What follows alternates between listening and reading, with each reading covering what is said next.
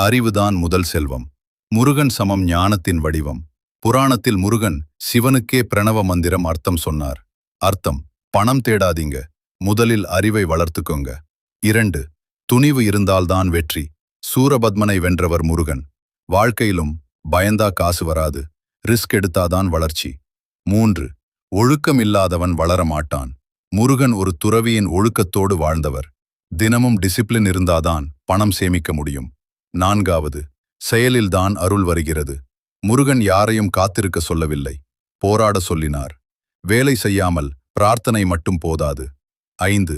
சரியான பாதையை தேர்வு பண்ணு. முருகன் எப்போதும் தர்ம பாதையில் இருந்தார். தவறான வழியில் வந்த பணம் நீடிக்காது.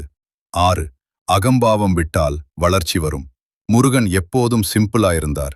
ஈகோ இருந்தா பணம் வந்தாலும் நீடிக்காது. 7. நம்பிக்கை பிளஸ் பக்தி சமம் நிலையான வெற்றி.